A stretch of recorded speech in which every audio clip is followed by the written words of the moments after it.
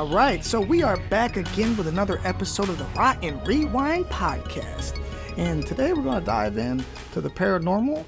I am your host, Enokh and Xmortiz, with the co-host, ILL Fortune. And like he said, we're going to get not just natural, but supernatural. We got some pretty fun stuff to talk about, really creepy stuff. We're going to get really personal with ghost stories, astral projection, sleep paralysis, things of that nature. We're going to talk about movies, and we're going to give you guys a review of a newer horror movie that just came out, I think maybe a month ago. But before we get into all of that, we got some horror news to discuss. Some new things came out this week. Some pretty fun stuff. First off, Robert Englund finally got his star on the Hollywood. I've seen that. Yeah. Finally. That is pretty insane if you really think about it. Not many horror actors get recognized like that in Hollywood and in the mainstream. It's amazing. Good for him, you know? Yes. Like 100%. I think about it. Kane Hodder, I think, deserves one. I think... I was just going to say that. Yep, Bill Moseley deserves one. Brad Dourif deserves one. There's countless people. Jeffrey Combs deserves one. I think Robert Englund got it because every horror role he has is a speaking role, and he is a great actor when it comes to speaking roles. He gets into the character. Tony Todd. Tony Todd deserves it. Yeah, I agree too on that. He's an overall actor that's just good in whatever he's doing. You know, he could be playing as a bad guy, good guy, neutral. He's great all the way around. Yeah. So hopefully it sets a trend and more people are recognized in the horror community. But good for him. That's pretty historical that he just got recognized as such. So it is. That's huge. Another really cool thing going on right now is, surprisingly, Walmart struck a deal with Bloody Disgusting. Are you familiar with Bloody Disgusting? Yes, I am. So now there's a section at Walmart full of horror memorabilia. I mean, they already had a couple collectibles and stuff, so does Target, but they have a whole section dedicated to it now of like Bloody Disgusting stuff and trick-or-treat stuff too. And amongst those items is one specific thing that's very hard to get, and I don't know how many of them they're going to make. I don't know the full story, but they are making Terrifier VHS copies and selling them. Oh, wow. And they have them there now. Well, they might be sold out at your local Walmart, because I'm in a town of 10,000 people, and I went to go find it yesterday, and they were sold out, and I asked how many they had. They only had 3 copies. And someone then told me that each store gets 3 copies, and they're going fast. So I should go up there right now as soon as I end this. You should, man, because if they really are truly only doing 3 per store... Where is this section located? By the electronics, I imagine? Yep, by the DVDs, probably same aisles of DVDs. Okay. Like I said, I couldn't find it locally, and I'm having people in other towns going to find it for me. My buddy, I think, said he found it. It's like $30 on the shelf. Speaking of Terrifier, I heard that they're doing a 3rd one. They are. It's going to be a Christmas-themed one. That'll be interesting. Yeah, it goes back to holiday horror movies. So. Stop doing Christmas-themed horror. I don't know. I just don't like it. It's just not for me. I hope the pacing is better on it. But except for Black Christmas. I love Black Christmas. So a good movie. So the cool thing about this, if you really think about it, when's the last time a real VHS movie was made of a new movie and was sold in a store as big as Walmart? My childhood? That's what I'm saying, like 2005, 2006, something like that. It's been like maybe a long time. I was like 10 then. I think DVDs were pretty much taken over by then. Yeah, and I know that there are people doing their own custom versions of it online. I don't know how legit it is. I've heard that the quality of them sucks. I wouldn't trust it. If you're going to get it directly from Walmart and make sure it's a legit one, but who knows? I might just be talking on my ass. So I'm excited to get it. I am conflicted because part of me wants to keep it sealed up, but part of me also wants to rip that shit off and experience it. I'm probably going to do that. I'm probably going to watch it because I watch all my horror movies. I'm not a fan of getting like graded tapes that are sealed and in a thing where you can never watch. I mean, what's the fucking... The only time I don't open them is if I already have them. You know, like if I already have a copy of it, and I get it, then I'm not, okay, special edition, but I already have it right here. And that's different. Yeah, that's fair. That's fair. I get that. But at the end of the day, it's there to watch. It's there to look at. I like the idea of just having them on a shelf. Even if my tapes are all broken and none of them work, having them on that shelf to look at is like having a piece of art on the wall. That reminds me of my childhood. It is. It is. You know, you cannot top the old VHS covers. Period. And and they're, like we talked about, posters have been suffering lately in the horror community, but I've noticed, going back to Shudder, a lot of these newer Shudder originals are really trying hard to have good covers for their horror movies. There was one yesterday I found that it looked like it was from the 70s or 80s, the cover did, and I looked and it's 2022. I think it's called Every Third Day in October, or every third weekend in October, something like that. Is there 3 of those? There might be. I'm not sure. Huh, I just seen this set of movies that came out, something in October, I swear. And it had like that old school style painting of like Halloween monster type things on the cover. Yep.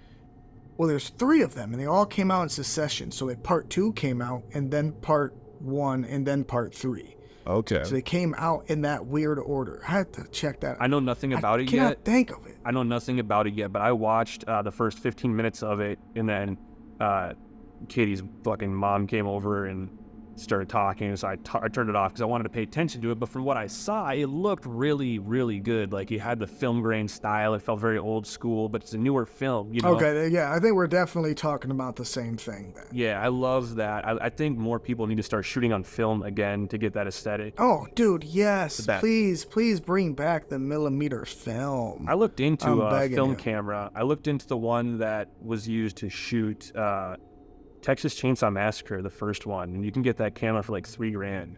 But then you got to deal with the whole problem of finding a place that knows how to splice film and all that shit, and editing on film. You'd have to basically get it converted to digital for the editing process. You'd have to pay a company a couple $1,000 to do that, I'm sure. But oh yeah, it's probably not easy to do. That's just adding extra steps. But nowadays, you can just add there's got to be some kind of filter, just like on that movie that we're talking about tonight at the end. But that's the thing is, so I love when they do that, but I love more when it's legit film camera, because you could tell that was a filter thrown over an HD 4K camera. It's so much better when it's legit. I would love to make my own type of Texas Chainsaw style movie, guerrilla filmmaking, with an old camera like that, the same one that they used, and just try to capture that same type of vibe and aesthetic as the 70s horror genre had. And I think it'd be so much cooler than anything that's trying to replicate that if you just did the genuine process, Oh, yeah.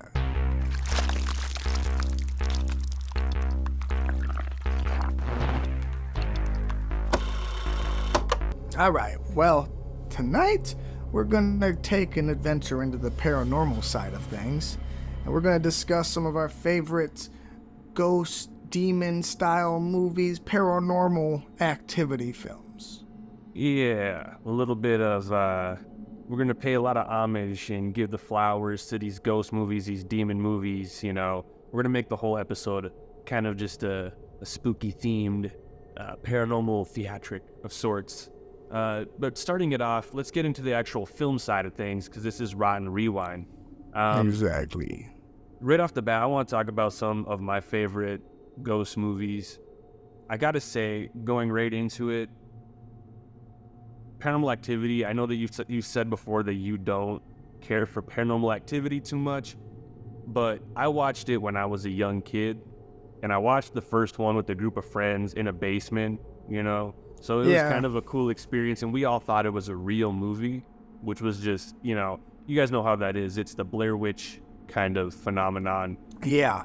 So it's found footage style of film. Yeah. And we were all like 13 years old or 14 or something like that. So for us, it was a really exciting thing. And I think we watched the Blair Witch on the heels of that, and not knowing the whole lore behind the Blair Witch either. Even I, at that time, didn't know the lore behind it. I was surprisingly pretty in the dark about it. So I watched it thinking it was real too, and then found out on the internet shortly after it's fake. But just that feeling sells it for me. No, yeah, it 100% does. Especially like when you're watching and experiencing something with a group of friends, there's like this emotional attachment to the film that'll live on in your memory. Like for me, it was Hostel. Watching Hostel with a group of friends who were like 13, and so that stuck with me till now. Yeah, I watched Hostel, the one where they were in Vegas, while I was on my way to Vegas just last year. Me and my buddy watched it on the plane. Or Part 3? Yeah, I think that's it. Yeah. Like, this is a good way to pass time. But as far as Paranormal Activity goes, I like the first, like, 3 of them. Beyond that, they get kind of crazier as it goes on, especially the last 2. Like, what are they doing, you know? You just to all fairness, I've only watched the first one ever. Really? So, yeah. Yep. Wow. You're like, that's it. That's it. I'm one and done. Yeah, well, I watched the first one. Like, I watched it when I was a kid as well, you know. And at that point in time, I actually somewhat enjoyed it, you know. Because it had that... There's, like, all this promotion for it. Do you remember all the promotion that they had? And they would, like, show people's reactions to it, like, watching it in the theater. So they had this great promo run for that movie that had me intrigued right off the rip. So I had watched it. I was probably 12, 13, I don't know. Sometime whenever it came out, and I enjoyed it. But then as I grew up, I was like, you know what? This is kind of not for me. You know, like, it just never did it for me. So I never had the intention to ever go and seek out more. So there's a thing about ghost movies for me personally that if I watch them by myself in the dead of the night, and I'm talking like midnight, you know, then the vibes are... It's the best. They're like 100 times stronger. You know, I can really... 100%. And here's my theory why. Because as a fan of horror movies, we know that a mass killer is not going to break into our room. We know that these creatures aren't going to come from outer space and skin us. You know, all the... But what we don't know is that there's not something living in our house with us. And that is this carnal fear that we can unlock when we're alone watching paranormal movies. I don't care who you are. You will always have that feeling in the back of your neck. Like, is that something that could happen to me right now? I gotta go to the bathroom. I gotta walk down this hall. What was that? You know? And to me, that's why I love watching those movies, for that feeling. You know, you can't buy that kind of adrenaline, like going ghost hunting and, you know. So for movies that give you that same effect, I think has a leg up on other horror. Exactly. You know, there's a lot of good ones out there. There's some that I watched back on Netflix back in the day. I'm talking like 10 years ago. And I, for the life of me, cannot remember what they were called. And I wish I could, because I remember watching those and getting that feeling like super strong. Do you remember any scenes? One scene where this guy comes around a corner and there's a girl. She's like floating, and she's like, her back is like facing the floor. So she's like stomach up, like all arched all back. And it's like this like come around the corner and they shine a bright light right on her. And she's like in the living room. Is it like The Haunting in Georgia? I wouldn't even know. I have no recollection. Haunting in in Connecticut too? Possibly, but it was like found footage style living room, similar to Paranormal Activity, but a little different. And it's not. I don't think it's either. Then it's definitely no. It's not those two. Okay. Yeah, I don't know. Maybe it is one of the Paranormal Activity movies, but I doubt it. I don't think it is. But there's so many of them too. And like I said, dude, those movies get crazy as they go on. Like the last 2 are just so over the top. They're not even believable. Like the first 3 are kind of like, you know, pretty calm, believable ghost type stories. The rest of them are just so over the top, balls to the wall, that they're not even scary at that point. Yeah. So. Yeah. See, so when it comes like those kind of movies, there's a few that stuck out to me growing up. One was this movie called Grave Dancers. Now, I don't know if you ever seen Grave Dancers. About a bunch of teenage kids who decide to go dancing on some graves, obviously, you know, like partying at a graveyard, and they get haunted. But the final woman ghost in that, she had these ping pong eyeballs, these crooked fingers, and it was completely horrifying, especially at like 10 years old, 11. That image has been seared into my mind. I recommend anybody to go watch it. I don't want to ruin too much of it, but as one of the coolest, like, ghost women of all time. Completely horrifying. The ping pong eyeballs sounds really descriptive. I feel like I've seen that in other movies before, like that type of aesthetic. It's almost like the Pit Witch in the Evil Army of Darkness, how those eyes were. Yeah. Yes. And then one that always, like, fascinated me was this movie called The Entity. You ever heard of it? Heard of it. I've never watched that one, no. All right, I wouldn't necessarily say it's a movie that's going to scare you in the same sense as like watching Insidious alone would. But What I will say is that it's this whole different type of ghost movie where the woman is being haunted in her house, but the ghost is assaulting her. And not like physically, like hurting her, but instead the other kind. Oh, I've heard of this movie. I have heard of this one. Like, yeah, people have told me about it. Dog. And the way they do the special effects, like the ghost groping her, like holding her down, like doing all, it's incredible how they did that stuff. But yeah, a Scary Movie 2 made fun of it. Yeah, I was about to say that. When the ghost takes her pants down and it says Friday and it's or Wednesday and it's Friday, you know, and the ghost is giving it to her. Yeah, so that's what they're making fun of. Yeah, they're making fun of that movie, you know. So yeah, The Entity, definitely one to check out. Okay, yeah, you brought up Insidious too, and you know, as you know, I hate the whole Conjuring universe, blah blah blah. But Insidious is a great movie. One of my favorite scenes in that movie. 1 and 2. Yeah, and I've never seen the sequels. I got to sit down and watch them. But what I love about, yeah, I know, I'm behind on that. Wait, you've never seen the second one? Maybe I've seen the second one, but I don't remember much about it. The second and the first are like one story. It's all coincides exactly. Really? Yeah. So you have to watch them both together because it's one complete little story. Yeah. I'll get on that. Maybe even tonight. Second one's my favorite. I think the second one's better. Okay. Fair enough. Well, my favorite scene, if you remember this one, is when they just walk into the nursery and they see through the pink curtain that's kind of translucent. They see like that guy with the white face just standing there looking down at the baby, or maybe he's holding the baby. There's something about the subtlety to that scene that I just love so much. Like, they didn't hit you like it's a crazy jump scare. It was more visual than anything. So yeah. I just, that scene always stood out to me and just gives me a quick chill down my spine, you know, and I watch it and I love that. Yeah, I love the bride in black, you know, that, you know, the lady who choked her at the end. Yeah, my buddy John, and sorry, John, I'm telling this on the podcast, he, growing up, was terrified of that woman. Maybe he still is. I don't know. He can confirm it, but well, I mean, it's great, like, outfit. That is scary. Yeah, no, she's pretty terrifying. There's something about like old ladies that are just like in the darkness. In the second one, you find out that that's not a woman. That's how I know you haven't watched the second one.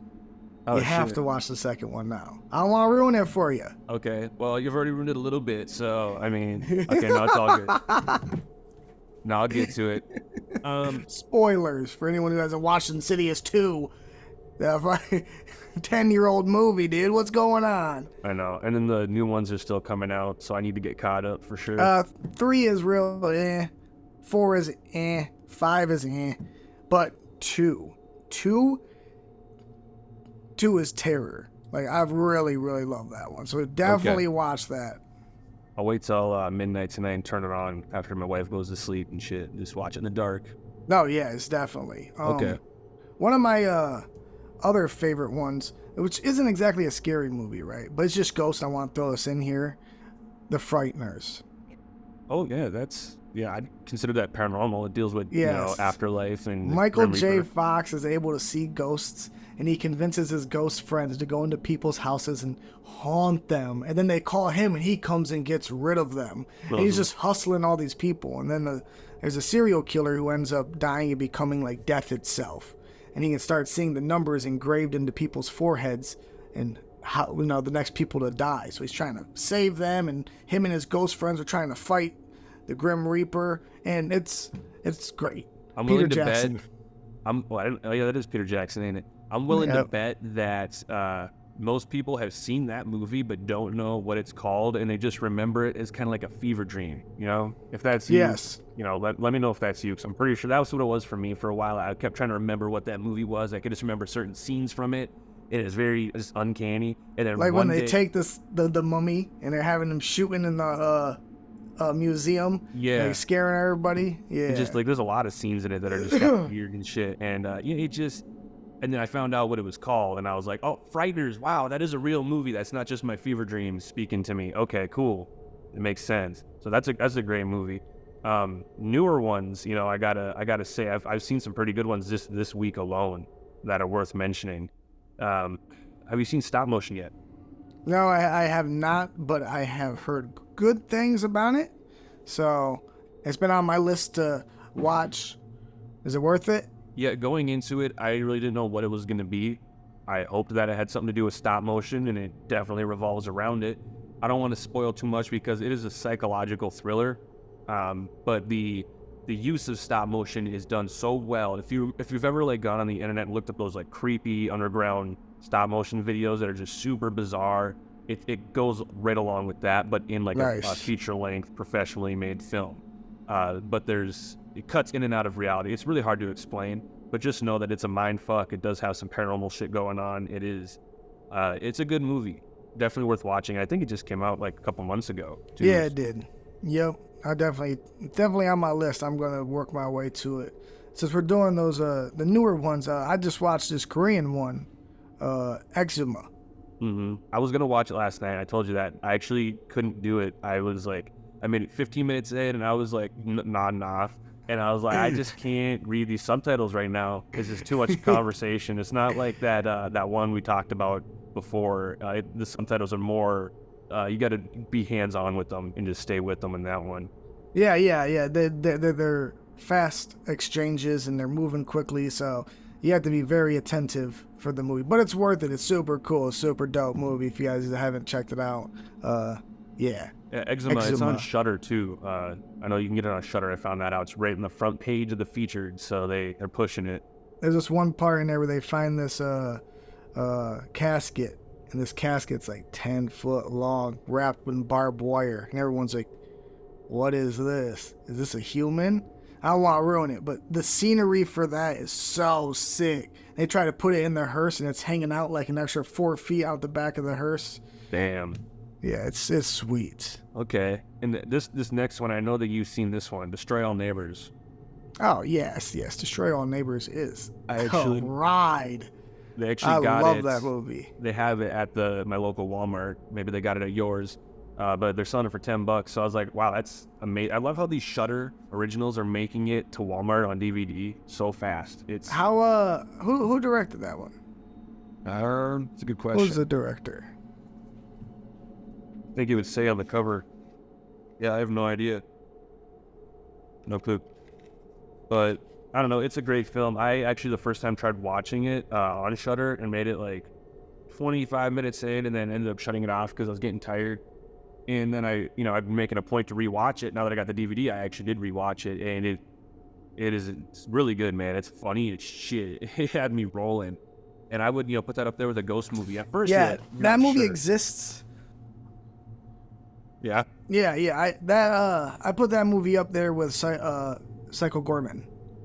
Oh, I forgot about that one. Yeah, it's a good one too. Psycho Gorman. Oh shit, yeah. Where do you get these shirts from, man? What's the plug? Yo, shout out Creeporama. Holler at my Instagram. Tell me Enokh sent you. Yeah, I need to get me some of those. Those are dope, man. I love that shit. You always come out with like the flashiest horror shirts. They're tight. Always, man. That's. I cleared out my closet and I decided just a few years back that I'm only going to wear horror movie stuff. That's it. That's how I am. It's either my own merchandise or horror movie merchandise, nothing else. I try not to wear run-of-the-mill horror stuff, though. So I always try to look for, like, the obscure, weird stuff, I don't even give a fuck. I'll go to Walmart, Target, Hot Topic, Spencer's. If it's dope and I like the graphic, I'll cop that shit. I don't give a fuck. I wish I did more Candyman. Candyman is not the easiest to find sometimes. Fright Rags does them once in a while, but... Yeah, I hear that. So we can't talk about ghost movies without talking about one of the legendary ones, 13 Ghosts. Obviously, top notch, bro. The character development for every single one of them ghosts. The Jackal is iconic. The Juggernaut. Dude, those two, insane. I'm a little biased too because I love just about anything that Matthew Lillard is in. He's an amazing actor, from doing Shaggy to doing Scream, Ghostface, and yep, he's so good in that movie too.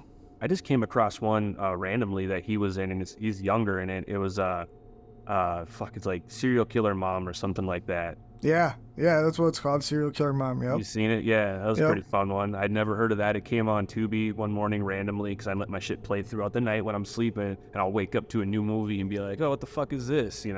So that came on. I was like, is that fucking Matthew Lillard? Oh shit, it is. That's fucking dope. So yep. But yeah, 13 Ghosts, man. I mean, people have been talking about it for a couple of years now, doing a TV show about it. I would love that. I would, but see, only if I don't really care about the people finding the ghosts. What I want is backstories to the ghosts. That's what they're supposed to be doing, is what the rumor is. Each episode or whatever, maybe even each season. In an anthology style. Kinda, dude, yeah.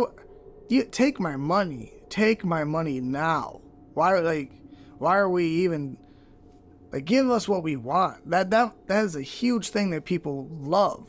13 Ghosts is top notch. And everybody's talking about it. They've been talking about it. You know, it's no news. I'm sure somebody out there is working on something. It's just, the question is, why isn't it out yet? Because if it's so highly demanded, why don't we get it? But I guess you could say that for other movies, like Freddy vs. Jason was highly demanded for like 10 years by everybody, and it took them forever to fucking get that out. It's always the rights. It's always about the rights. True. Very true. Constantly about the fighting for who gets paid what. It's all some bullshit, man. Yep. Killing the art form. But, 13 Ghosts is a remake of 13 Ghosts. The one that we love is a remake from the old Vincent Price one. That's true, and I actually didn't know that until recently, and I got to go back and watch the original one now, because I didn't know that. Yeah, I never watched the original one, so I don't even know. I don't even know how they correlate. I can't imagine that the original one is even close to what the one we love is. Yeah, it's kind of weird. It reminds me of like how The Thing, John Carpenter's The Thing, is a remake of The Thing from Another Planet, and they say that it's not a remake. I think John Carpenter even said that it's a direct sequel, or maybe a prequel, one of the two, to it. And then the 2000, quote-unquote, 2000 remake was another prequel. That was the prequel one. Okay, yeah. Yeah. It's kind of weird. I don't see how The Thing from Another Planet can even remotely connect, but it is what it is. Yep, exactly. It's one of them things. Yeah, well, ghost movies. Oh, wait. One more ghost movie. That's also a remake. House on Haunted Hill. Absolutely love that movie. I love Jeffrey Combs playing the doctor. Okay, you know what I'm talking about? I need some clarification here. Okay, so me and Katie ended up with this board game called House on Haunted Hill that we later found out is based off the movie. Is it just one movie, or is it a series, a franchise? Is the TV show? All right, so there's an original one called House on Haunted Hill that has Vincent Price in it. And then the one that I love is the 2000 era one, and then they did a sequel, Return to House on Haunted Hill. Both are really good. But the original House on Haunted Hill is where that rich guy invites all these people, whoever can stay the night in the haunted house the whole night in this big mansion as an ex-mental hospital wins $1 million. And then they all just start getting slaughtered. It's brutal. It's bloody. It's gory. And Jeffrey Combs is maniacal, dude. It's top notch. So they started that whole premise, because I've seen that's a similar premise play out in both, cartoons and other movies. Doing a very similar thing. So the original definitely set the bar for that kind of stuff. So a lot of people did, copy it and reiterate it, but definitely check out the 2000. I don't know exactly. Maybe it's 2006, maybe a little bit earlier. But House on Haunted Hill. If you've never seen it, check it out. The Shudder probably has it. It's great.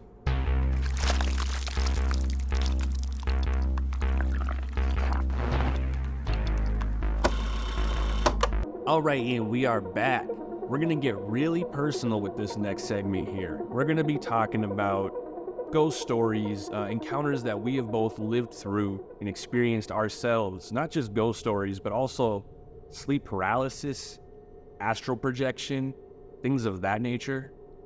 All just supernatural type shit. So, Enokh, I know you got a lot of stuff to talk about. I do too. I mean, we all got ghost shit happening to us all the time. Even the non-believers, I'm sure, have things happening to them. So, I gotta say, my first quick story that I want to get into, this happened back when I was living in Superior, Wisconsin, okay? I was living in a duplex, and on each side of the duplex, there was 5 rooms, okay? And it was each person that lived there rented their own room. So at that time, I had my room. My brother had a room across the hall. there was an empty room next to his room, and then there was another empty room at the end of the hall. So it was just me and my brother living there at that time. So, like I said, these 2 rooms are empty. I'm working in my room, working in my makeshift bedroom studio, and then 2 of my buddies who I hadn't seen in a long time came to visit just out of nowhere.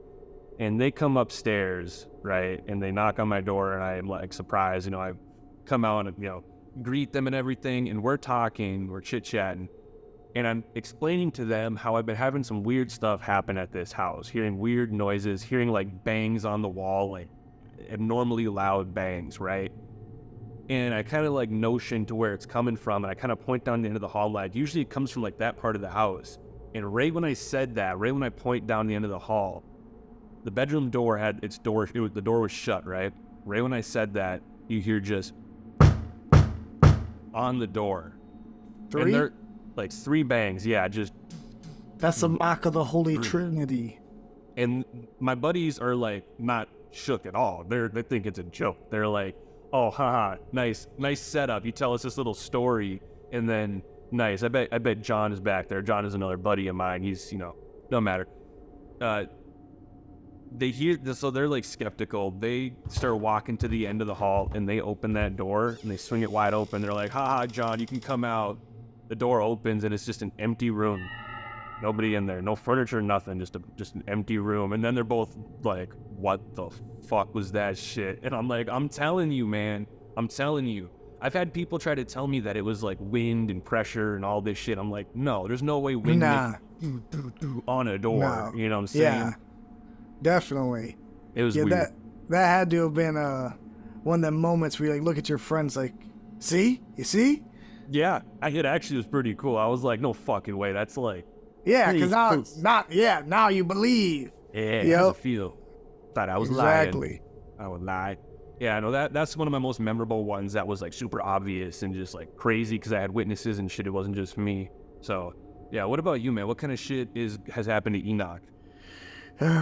All right. Well, so growing up, my aunt, her and her dad had bought this house from the bank. Well, years later, the previous owner of the house had gotten out of prison. Come to find out that he was in prison for the murder of his wife. And they never found her body, and well, this guy came and had to explain to my aunt's father how he had murdered his wife and buried her in the basement. And this is back in like, probably like 60s, 70s. And he was he didn't want the police or anybody to exhume his house and like dig it up, so they just acted like the guy never said anything. And there was just part of the basement that was cemented over. Well, growing up my whole life, it just, as soon as you walk in that house, it's horrifying. It's just not right. And after a while, they moved out of the house, so it's just her dad living there, and he can't go upstairs. So we would set stuff in front of the window, like a whole bed frame, the bottom part of a mattress top, and it would be moved. It would be pushed over it, and we're like, okay, this is just getting weird, Well, years later, her dad passes away in that house too. I'm kind of summoning it up. There's a lot more, but I'm just going to get to the point that the bank ends up foreclosing on the house again. Well, me and all my buddies decide, hey, we're drinking, we're smoking. I know where this house is. Let's go play the Ouija board there. So we all go. And we sit down, we're playing this Ouija board. And it's saying some weird things, like dark. Help. Just, it has kept pointing at like this crawl space area. And the crawl space, my aunt had broken a Ouija board when they were kids and threw it in there, And I went to retrieve it that night. I was going to find it. And I just couldn't. Like, it was an actual crawl space. I had to crawl. And this house is horrifying. Well, anyways, we're playing this Ouija board. And it's like, coincidentally, it's like thunderstorming and all this weird so it was like perfect setting. And God damn, it spelled this name out, right? It said Thomas, and we're like, Thomas, okay, whatever. Well, we end up leaving there, and my buddy who was with me, my aunt, this is 2 years later, my aunt's at my house, and we're talking about it, and we're joking about it, like, yo, this dude Thomas, blah blah blah, on the Ouija board And my aunt, she like turns like pale white. She's like, what? What did you just say? Oh, the Ouija board. It's that Thomas, you know? It turns out, that's the name of the guy who killed his wife. She was horrified by that. And we're like, what the fuck? She's like, that house was so disturbing. I remember one time, my niece was upstairs playing. Me and my uncle walk up there, and there's this old chest, like a cabinet. And you hear this, and the doors swing all the way open and slap the sides. And he snatches his daughter up. She's like 3 years old, and we run downstairs. And we're outside, and my niece is laughing and giggling. And she's like, look, Dada, look. She's pointing up at the window of the room we just came from. Just dying, laughing. Just keep telling us, look, it there. And we're like, yo, dog. I would never go in that house by myself. I wouldn't, like, even my little brother, you know, like, we both never mess with that home. I would never spend the night there. If there was any fans blowing, like you know, that like white noise static sound, you'd hear like whimpering, you know, like a woman, like, or somebody just like crying all the time. I was like, nah, this ain't for me. Like, horrifying place. And I want to go and stop. I want to stop there because not that far away. It's like 40 minutes from my house, and it's still standing. But the people who bought it just store stuff in it because they live next door, so they own both the houses. And I don't know if anyone's living in there or anything. Like, is it my duty to go and tell these people that? Like, knock on the door, but what have you been experiencing? Because now I want to go and film it. I want to explore it more. It'd be cool to shoot a video there, like a music video. But here's the thing, if they bought it, then they would know that someone was murdered there, most likely. Oh. Don't they have to disclose it there if someone's murdered in the house? The bank took it. Nobody knew. The guy went to prison for the murder and disappearance of his wife. They never found her body. He never told anybody that she was buried there except for my aunt's dad. And he was a good old boy. He didn't care. So he didn't want anybody buried. to. She's still under that fucking house, bro. Well, it's out there now. So here we go. That something's gonna happen. Yeah. Yo, don't come knocking on my. They're gonna come here and asking me. Yep, they're gonna be like, Enokh, how do you know so much about this? You're an accomplice to 50-year-old, 100-year-old murder. Yo, am I? Yo. Yeah, you are. You got inside information, man. Yo. They're coming for your ass. That is the truth, though. That is what was just passed on to me. And when I asked the old man about it himself, all he did was laugh and, like, my aunt's dad, he just laughed and chuckled about it. He said, "She's dead, so what? She ain't good. What's the matter?" Yeah. Dude. So, yeah. Crazy. Dog, as soon as you even walk onto the property, though, like, there's just something. It's like static energy. You feel it. And it's uneasy, man. It's I know how that is. not good. My house, I'm pretty sure, is haunted. So I've lived here a long time. Like, even before I bought it, it was like a house I grew up in because it was my grandma's and shit. And I bought it when it was getting sold by the bank. And growing up here, people had a lot of weird shit all the time. You know, everybody has their own stories. But when my grandma passed and the house was being sold, my uncle was living here, and his buddy came over. And his buddy was like in our kitchen, and there was no table in there at the time. And some of my grandma's stuff was still hanging on the walls and still there. And my uncle goes in the other room, so this guy's just in the kitchen, right? And then my uncle comes back a few minutes later after hearing kind of like the sound of glass break, and he comes back in, and there's a picture on the floor in the middle of the kitchen floor face down, and the guy looks like shook apparently, and he's like, dude, what the fuck? You got ghosts or something? And my uncle's like, what the fuck are you talking about? And he's like, dude, that picture just flew off the wall and landed right there. And Gary's like, no fucking way. And he picks it up, and it's like a framed picture that says Home Sweet Home or something along those lines. And it's like all broken and shit. And they were both just like, fucking it out. See, have you ever seen anything? See, look, I moved to this trailer. Now, this trailer, every guy who lived in that trailer ended up, like, going to jail and catching, like domestic cases and shit. Every single one of them. I had bought the trailer from my girl's sister, and we had moved into this trailer, and it was ran down. It was nasty as hell. It was scum, you know? One day, I'm playing video games. I'm the only one there. I'm sitting there playing Saints Row 3. And I hear, we have one of them circle wicker chairs. You know, everyone's seen those, right?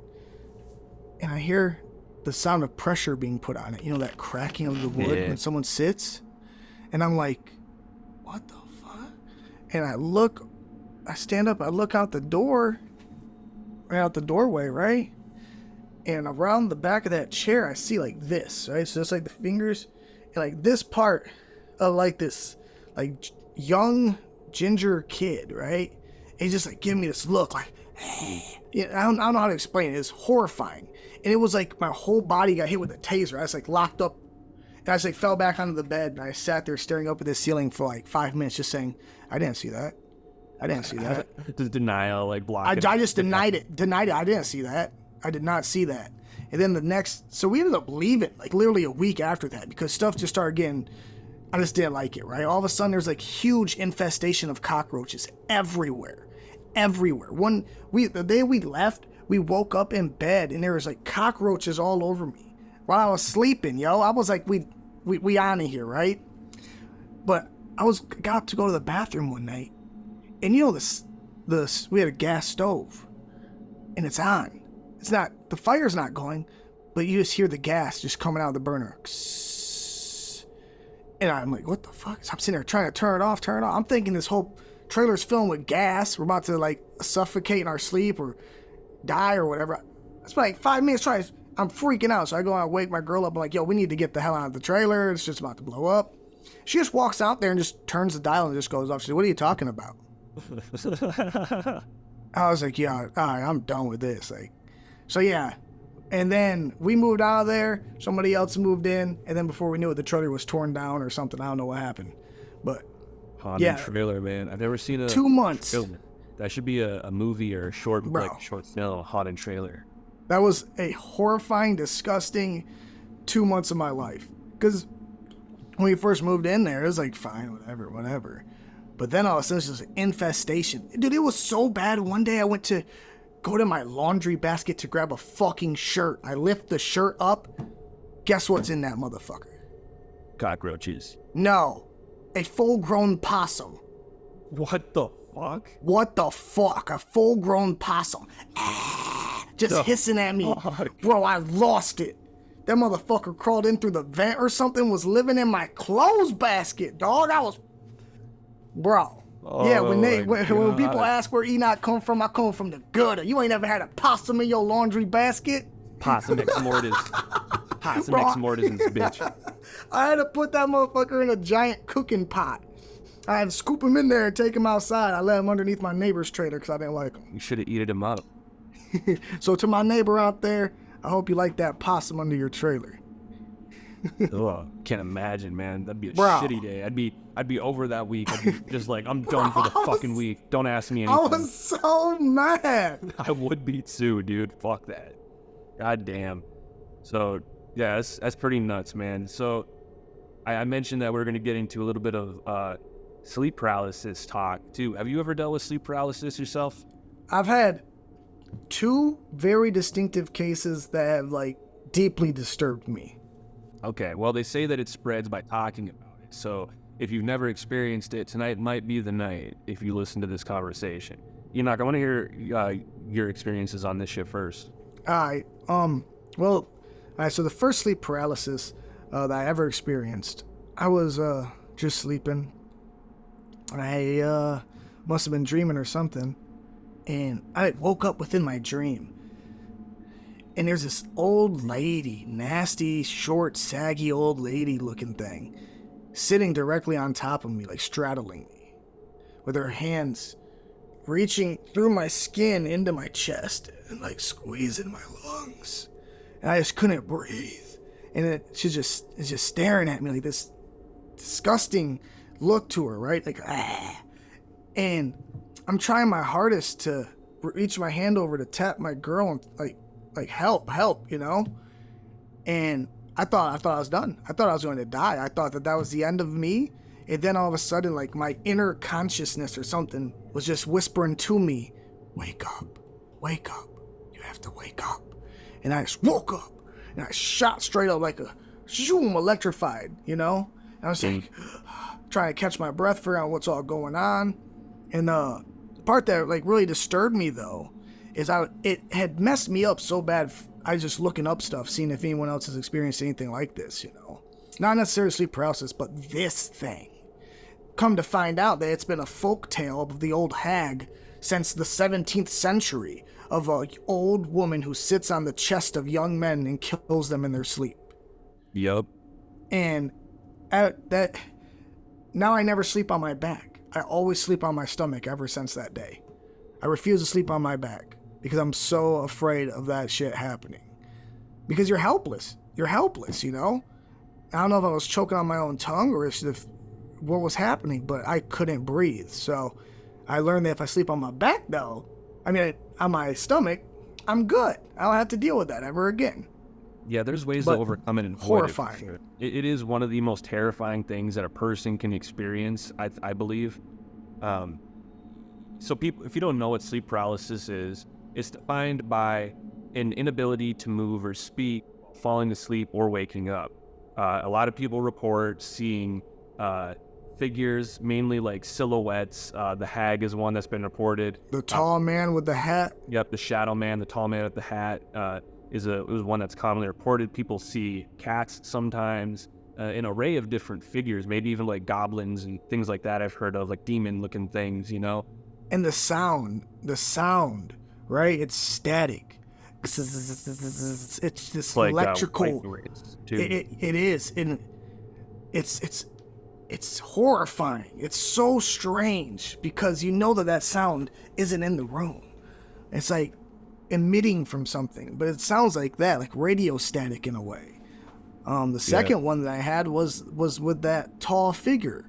I had fallen asleep, and I woke up, and I see this figure standing on the edge of my closet like this, and it moves closer, but it's not walking. It's like almost like scooting, and it's like right here. And I'm looking, and it's just pitch black, and it grabs the top of my sheet and the bottom of my sheet, and like wraps me up, and tries to like pull me underneath the bed, and like I felt like my face against the bar or the frame of the bed, and once again I woke up. And I was like shaking, like I just came back from like war, you know, like shell shocked. I'm like trying to smoke a cigarette like this, and once again I was sleeping on my back. So don't sleep on your back if you guys don't want that to happen to you. The feeling you get when you wake up from something like that or you come out of it is just such a bizarre feeling, right? You almost feel like you're trying to come back to your body or something. And like what do you say to people, you know, because it's so hard to explain it to somebody and them to believe what happened. Like, it's such this weird, isolating feeling. And, it's horrifying. This is my first time ever talking about it publicly like that. But, yeah, it's something that's, like, it's hard for people to grasp unless they've been there. I've heard a lot of stories from people who have experienced sleep paralysis and seeing the shadow people. I got to say, out of all the ones I've heard, your shadow person seems to be the most hands-on and engaging one that I've heard of. Bro. Usually they're just standing there, maybe like saying some weird shit in Latin or something weird, but I've never heard of them doing that. Whoa. Well, see, when both of those things had happened to me, I was also diving deep into a spiritual journey into the psychedelic realms. You know, dimethyltryptamine and things of that nature.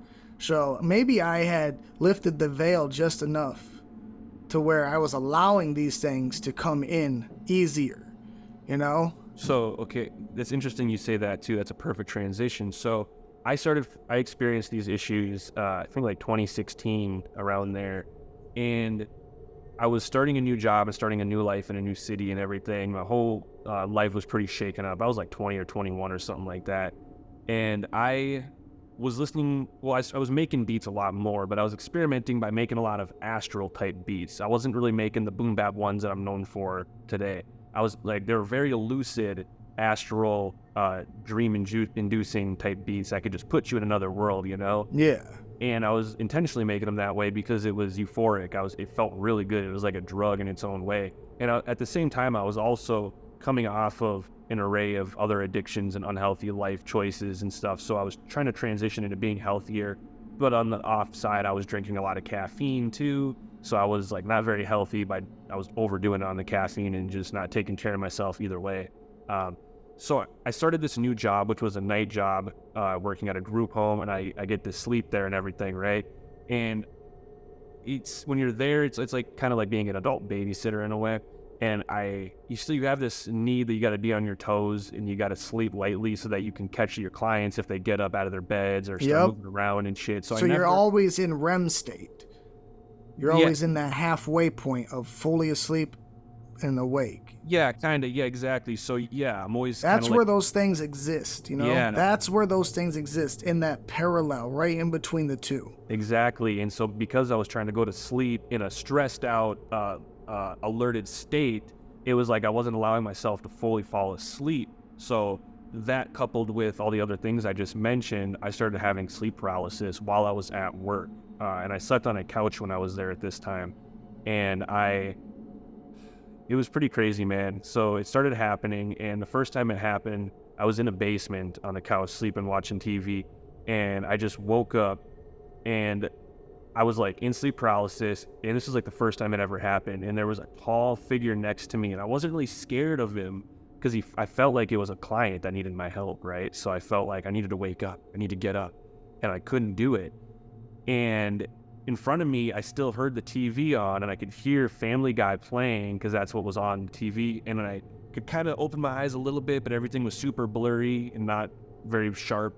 And I could see the TV, and it was just a bright white light, but I couldn't make out the image on it. But I could hear Family Guy. I could hear Chris and Peter talking to each other. And then out my peripheral, I see this tall silhouette just standing, looking down at me.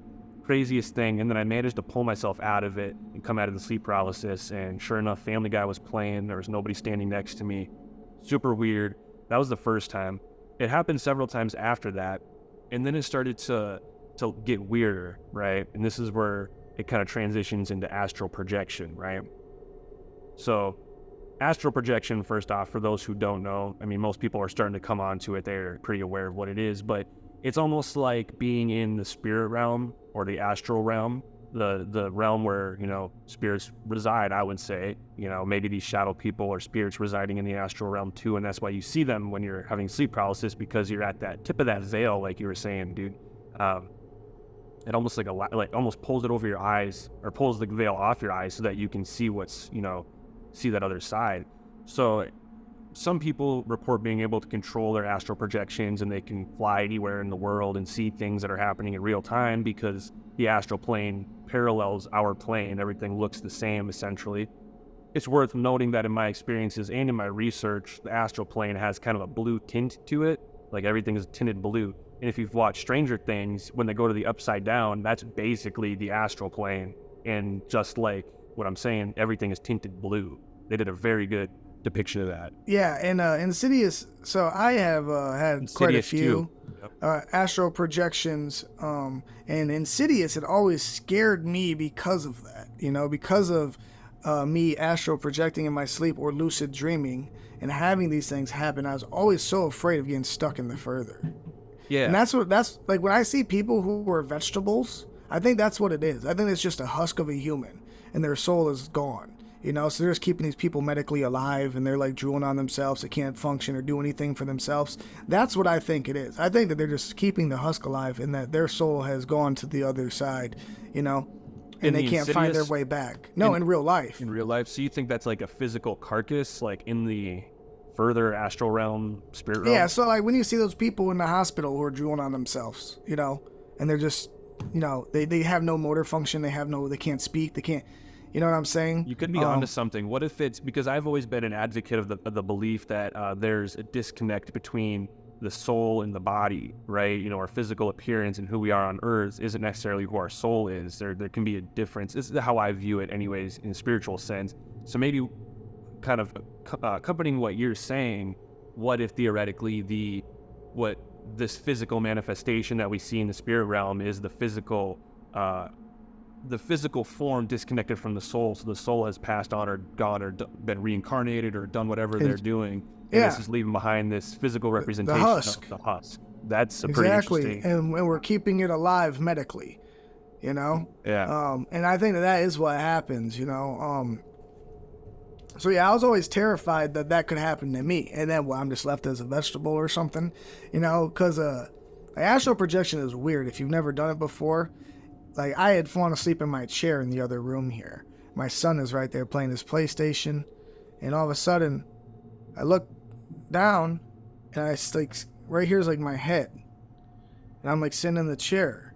I look over, I see my son playing his game, and I start getting pulled backwards, and I end up right in this room, up in the corner, and I'm up into the corner, and I'm like pressed up like a cobweb. And it's like this rubber. It's like this weird, like water balloon sensation of the walls. And I'm starting to get pulled through the wall. And at this time, I'm kind of like just observing and just seeing how far I can take it before I started to freak out. Well, when I started to get pulled through the wall, I was like, wait, I'm leaving my house. I don't know where I'm going to go. I go outside. Who knows? I might not be able to make it back. So I started like freaking the hell out. And then I just like snapped out of it. And I just woke up in my chair. My son was still right there playing his game. And I'm still here. Same things on the TV. And I'm like, okay, I'm back. Okay, so I love that. I've had something similar to that happen. Another instance I had when I was sleeping, I think this was at work. I was sleeping and I come to and I'm like in sleep paralysis, right? And I'm this is like really bad. I feel like I'm fading into death. Like literally that I'm grasping with all my psychological energy to like keep alive, right? And I feel like I'm suffocating at the same time, like something's pushing on my chest, like I'm losing all the air in my body slowly, like decompressing, like a tire decompressing, and I'm just fighting to keep alive, right? And all of a sudden I feel like I'm like floating upwards, right? And all of a sudden all I see is just night sky all around me and just like cold air kind of blowing by me, and I'm just floating straight up. And then I feel the most crazy sensation. It was like pure energy circling in my forehead, like just spiraling in a circle, just like, I don't know if it was going in or out, but it was just like a pure... Your pineal gland activated. Yeah, dude, it was the most like enlightening feeling. And then I all of a sudden just came right back down and woke up, and I felt just super enlightened after that, just weird. And for the next like week, I just felt really strange after that. Yeah, your body might have released a little bit of DMT, you know, because that's the same sensation. So like when you do DMT, it's hard to breathe. First thing to go, you don't fight it. That same feeling, damn, that's exactly what happens to you. And I was going to mention that. As soon as you exhale, it's over. So I was going to mention that from a skeptical standpoint, if you were trying to debunk these things and say that it's nothing spiritual going on and that it's just brain chemistry, that would be the most logical way to explain it, is that your brain is releasing more DMT than it should while you're not fully sleeping. Because that's what DMT does in our brain, is helps us dream, and that's why we see the shit we see, right? That's the way I've always understood it anyways. So if your brain releases DMT while you're awake or partially awake, you're going to see some weird shit. Yeah. That would definitely explain. But I like to hear the idea that it is more than that, because I myself am a very spiritual person. And I even have some things that are weird that can maybe even further explain and prove these astral projection things, right? So it got really scary after a while. Maybe you've heard me talk about this one. So another instance where I was sleeping on the couch, and this is a new workhouse, a different group home, and I'm sleeping, and all of a sudden I wake up, right? And everything is kind of tinted blue around me, but I didn't really notice at the time. Kind of like how my camera looks right now, how my face looks. Everything's tinted blue, but darker. And there's a little girl next to me, standing next to me at the next to the couch that I'm laying on. And I feel like she needs my help, right? And she looks kind of like she's from Nightmare on Elm Street, right? She's wearing like a white old school nightgown and has like long blonde hair, but it's like wet and stringy kind of. And I like sit up on the couch and I go to rub my face, right? Like you do when you wake up. And I couldn't feel my hands, and think of it, I didn't really see my hands either. It was super weird. So I didn't feel myself rub my face, but I felt myself try to do it. And I look up at the girl, and she doesn't even have a face. It's just pure flesh tones all the way down. It's super strange. But I didn't feel scared. I felt like she needed my help, like a client would need my help. So I didn't even think about it. I just stood up off the couch and felt really disoriented, and everything kind of felt blurry, like I was drunk almost. And she just turns and starts walking to the stairs, and then she turns and looks at me, and so I follow her to the top of the stairs, and then she turns and starts going down the stairs, and then the stairs do that thing where they go down, and then it comes to a flat, and then the stairs come back down the other way.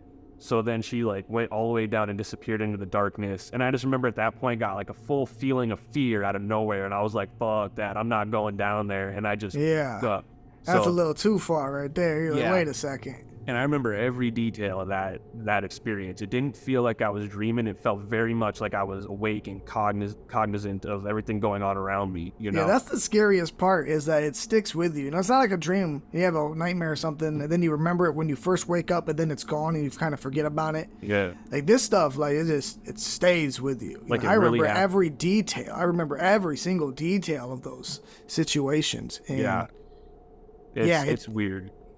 It's not like a dream. Dreams are, unless you've had it happen to you, you wouldn't really understand. It does not feel like a dream. It feels very much real. And the crazy thing is, Nightmare on Elm Street, Freddy Krueger is actually inspired by sleep paralysis demons and shit like that, which is pretty cool because it goes right hand in hand with what we're talking about. But so, like I was talking about, I have proof for the pudding, and you can take my word for it or you can't. But this was the most crazy astral projection that I think I've ever had.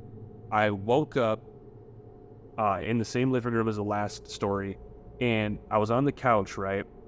And everything was inverted about 90 degrees, which was really weird. So I just step off the couch, like onto what would be the wall, I guess, and all of a sudden the room like re-inverts. Super strange. And at least that's what it felt like. Maybe, I don't know. But I look at the wall and I see this fucking decoration on the wall, and it's like a metal wreath, like a piece of craft work, a decoration or something. Then it had like a moose head in the middle of it, all made out of metal. And I'm like standing there staring at it, and I'm just like, wow, that's weird. That's never noticed that before. That's really weird. And then all of a sudden I just wake up and I look at the wall and I see the fucking wreath, or I'm looking at it. I'm like, what the fuck? That was real. The hell? And then when the next staff came in the next morning, I asked them about it, and I was like, has that always been there? And they're like, no, we just got it yesterday. I was like, that's fucking crazy. So like the first time that I saw it and noticed it and looked at it was while I was having this astral projection experience. And then when I woke up, it was there. So that was the one that made me go, what the fuck? This is like not just me having weird dreams. This is something more. No, exactly. It's definitely one of them things where I don't know if we'll ever know the full answer to it. You know, there's this lovely scientific research center called the Monroe Center, and they've been studying this. They actually have a format down where if you want to try it at home, feel free. Binaural beats. You take one frequency in one ear, one frequency in another ear. You know, even if you make beats or something, you probably do it yourself. So if you just meditate, sit back, and you have a certain hertz in this ear and a certain hertz in this ear, it can actually kick in a lucid dream or astral projection. They've been studying it for thousands of years. What am I saying? A good amount of time here. They were studying research for thousands of years, you know, compiling it into what they've been doing since like the 60s, you know, and trying to bring it into the medical field. The CIA worked with them, a bunch of people, and it's really cool, man. So I've always wanted to sit there and try it, but then I'm also horrified. You know, you got to have like a timer to bring you out of it or something. Yeah, tread lightly if you're trying to get into this shit and induce it, you know, forcefully, because you might end up in some weird shit with some demons and sleep paralysis, and you can die from sleep paralysis. It happens, you know, and goes back into the Freddy Krueger thing, is people were dying from this, you know. Yeah. Pretty rare, but just dying. I thought that I was done. Probably from suffocation. That's probably a huge thing that causes these people to die, is they can't breathe. Yeah. It is very difficult to breathe when you're in those, I don't know what it is, but if you wake up, you just feel so weak too when it's happening. Like you have no strength. It's like you can't even move. Yeah, you like, I don't even know how to explain it. You know, you're like a rock. Yeah. If you wake up and you hear fan, like the noise of a fan, or like static, or you see blue tints in the room, go back to sleep.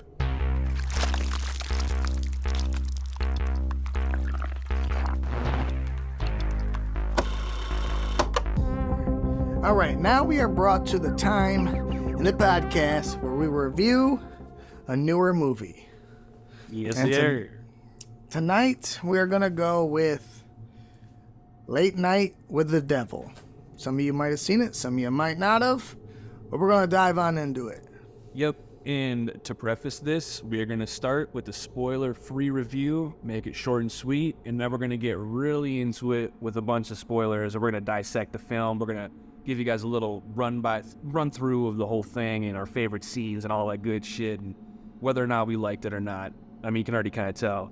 This is a good film, though. So, I mean, all Definitely. right, let's kick it off, man. All right, so the movie takes place, it's a timepiece, you know? 70s, right? Yeah.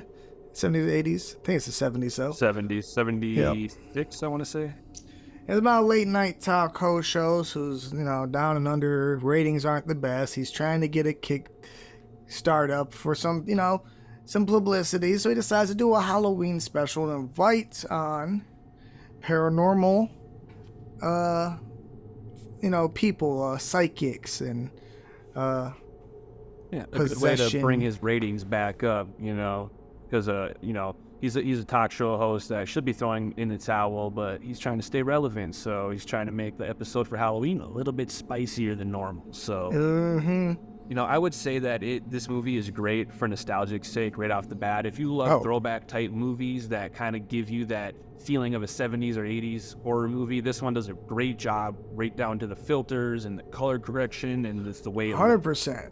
As soon as I started watching it, I was in love. I was like, yes, this is, and it's original. That's the key point to take home. If you want an original horror movie, it's not just run of the mill, and it's something a little different. This is it. Very fresh and creative. Very fresh and creative. I love movies that bring this kind of mindset where they're just like, let's do something that's never been done. It's very niche. It's very set in a box, but they're like, let's make the most of it and explore it. And they did explore a pretty decent job, I would say. Yeah, it's very campy, too. I like it, actually. You know, mostly the whole movie takes place on one set of a TV show. Mm-hmm. That's pretty much the entire thing is right there. Maybe a little bit of back rooms or side, but the most of it is like real campy, one location. It will keep you engaged. The acting is great, and you feel like you're on like a ride. Like it's an experience, you know? It almost like you're there in the audience watching this live talk show. Yes, and the intro is awesome with the narrator as if you're like watching a true crime documentary. And like how they play that into it, I think just levels it up because I love that. You know, just like in the Texas Chainsaw Massacre, you know, the intro, the narrator for a horror movie. I don't know what it is about that combination, but I love it. Yeah, for sure. I am going to give my rating on it right away before we even get into spoilers. I give it a 7 out of 10. So I think it's a good movie. Highly recommend. Same here. 7 out of 10. Easy. Yeah, 7, 10. There's some things could do, but yeah, 7, 10. That's solid. I can agree with that. All right, so go check it out. Again, that was Late Night with the Devil. I believe you can watch it on Shudder if you have a Shudder account. Now we're going to get into the nitty-gritty spoiler section of it. Enokh? All right, let's get to dissecting. I really love this movie. Like I said, the whole aesthetic of it was so good. I love that timepiece, but what really got me into it was the reflection of how Hollywood really is. The blood sacrifice, the secret societies, the things that people would do to retain and gain fame and fortune. Yeah, no doubt. They touched on it a little bit. Actually, that was one of my issues with it, was I feel like they didn't go far enough into that after kind of sprinkling it in there. But maybe that was the intention, is they didn't want to, that's not what the movie was supposed to be about, which also kind of Or the people who run Hollywood. Yeah. It almost allow them. Because here's the thing for me, is it raised questions that you thought were going to get answered, and they really didn't get answered that much. I think they did that on purpose because a lot of that stuff is real. You know what I'm saying? That's a polarity of real Hollywood society. Maybe they wanted the question to be raised.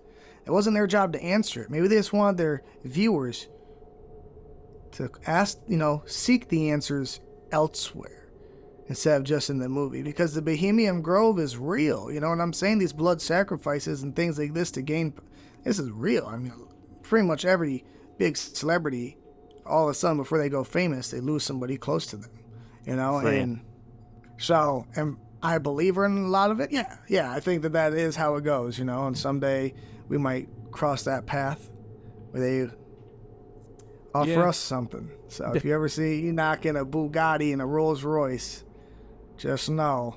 I'd tell them to fuck off. I'd shove the dagger up their ass. Yeah, it's like so crazy though. I love that aspect of it, you know, and that open-ended, you know, at least like they sparked it a little bit. And I mean, movies are brave enough to go there. I think the last one that really dove into it and like kind of spoke to that was Eyes Wide Shut by Stanley Kubrick. And look what happened to him after he made that movie. So keep your eye on this director. Yeah, well, I'll say, you know, I love the light and comedic aesthetic of this movie. It doesn't get super heavy. It's not like one of those paranormal exorcist movies that just get super over the top and dark and they're like, how can we make people cringe as much as we can? It's not like that at all. It's really simple. It's very simple. Yeah. Might I say that I think that they could have explored the concept better because, so as we know, so the concept is that he gets this girl on the talk show who is possessed and she's from a different cult that she was rescued and she has this woman that's working with her and stuff. And he's interviewing this girl and then trying to, you know, instigate the demon to come out, and it does and makes a scene and stuff. But I feel like they could have gone a lot more into it with the gore, because when they do start pulling out the gore aspects of it, I'm mixed on it. So backing up a little.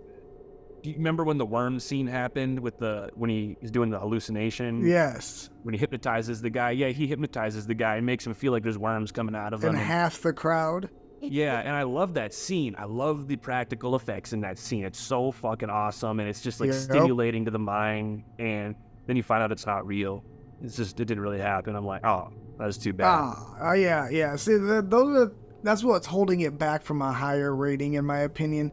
Was I wish that they would have just went full force a little bit harder with the gore, instead of, and like some of the dream sequences at the end. I'm not a big fan of like full-on dream sequence type things in horror movies, and to me it takes away from the story. Like, I don't need that, you know. That's crazy you brought that up, because I was going to bring that exact same thing up, because I've watched several new movies this week and a lot of them had that fucking dream sequence thing you're talking about. And why? Like, what? Yeah, it's so dumb, because if it didn't really happen, it doesn't lend itself to the movie, in my opinion. It doesn't benefit the film in any sort of way. All it is just like a little side thing that you're like, oh, well, it had no relevance whatsoever. And it's like an excuse for filmmakers to be like, I can do anything I want because it's a dream and it didn't really fucking happen. It's bullshit. It kind of pisses me off for that reason, you know. It's like they had a leftover idea that wouldn't make sense any other way. It's like, well, if it's in a dream, just because they want to do it. It's like a cheap shot in a way. So, and that's kind of, and this movie ends with a dream sequence type thing, and I hated that. I thought that part sucked. I didn't like the ending of the film at all, if I'm being honest. Yeah, with him diving the dagger into her, thinking it's his wife, and like... It's cool, but like, you know, overall, it's like, why is he tripping all of a sudden? That's kind of weird. The demon's making him hallucinate or something? Yeah, that was kind of just left in the air about why he was going through this psychosis. I would have liked to see the crowd get mutilated more. I would have liked to see the possessed girl going after the crowd more than she did. It looked like a lot of them ran out and escaped. She kind of just killed the people on the set, you know? Yeah, it would have been awesome if she just went full carnage on them. I will say I love the scene when the one guy is like, the power of Christ compels you, and he has just this teeny little cross necklace. You can't even see it. It's so small. He's like, the power of Christ compels you, and then his neck just, in a second, and he just face plants into the coffee table and just shatters. Good. I laughed my ass off at that part. My favorite character in the whole thing, though, is the non-believer guy. I love him. He made the film. He was the best kind of counterbalance to everything else going on. The way he's attacking Ed and Lorraine Warren, and he's just like, you know, he's just, you're phonies, you're all fakes, and I approve it. I love that. I was like, yeah, this dude's the shit. And that's the thing too, is he had his coming of God moment at, you know, when he realized that it wasn't fake and that everybody was dying. But I feel like they could have even made that juicier, you know? Oh, dude, I wish they would have, because like that would have been such like an awesome slap in the face to this guy who's been rambling the whole fucking movie. and then for him to be face to face with reality. They should have milked that just a little bit more. You know, that would have been perfect. That's where it gets the 7 out of 10, because it could have been an 8 or a 9 if they would have dove into those concepts a little more instead of. It kind of felt like they were getting lazy in the writer's room. They're like, all right, I've got to button this up because we're already at like 90 pages and we're getting towards our limit. You know what I mean? Yeah, like the budget just wasn't there and they had to kind of wrap it up 100%. What'd you think about the girl's head opening up when the demon was at... That shit had me dying, yo. I was laughing my ass off. It was alright, you know, it wasn't something I was like, whoa, but I appreciated it. I thought it was kind of corny. In my opinion, I thought it was dumb as shit. I'm like, I kind of see what they're going for, but at the same time, like, no, that's not it. You know? I don't know why it happened like that, though.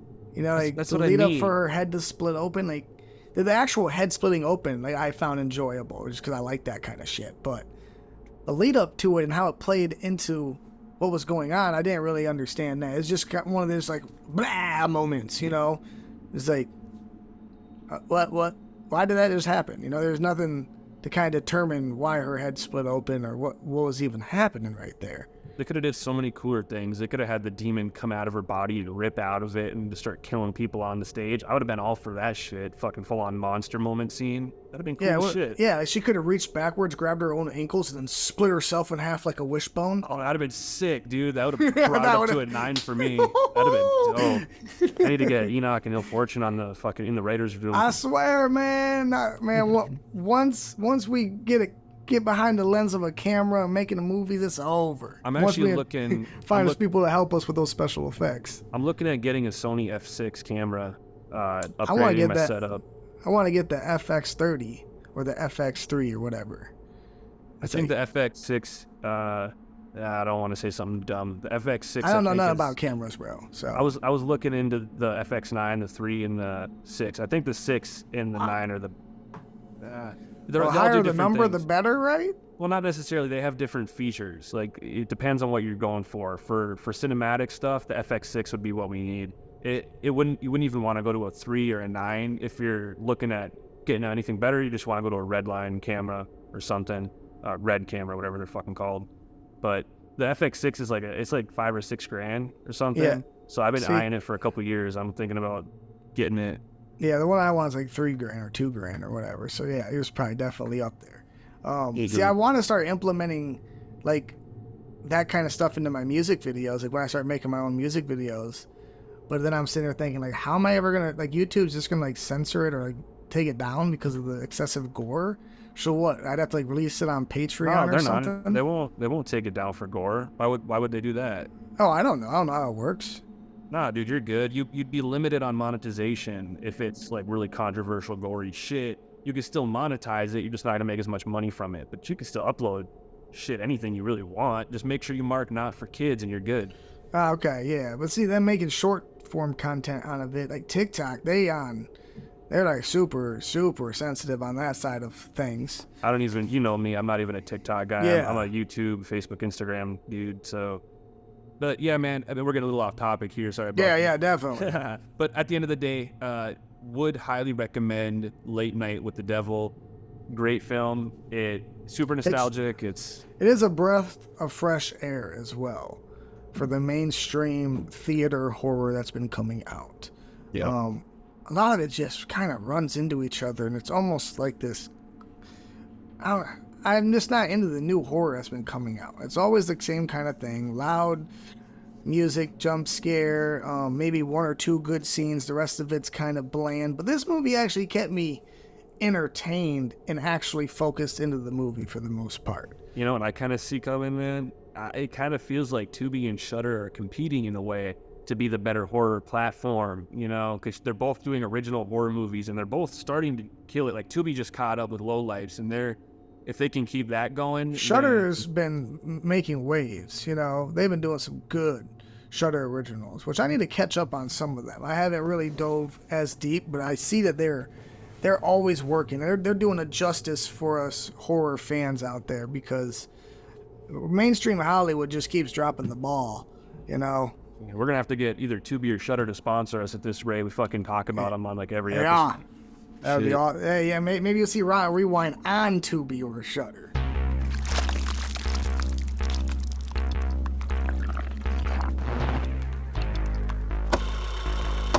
All right, well, that pretty much wraps up this episode.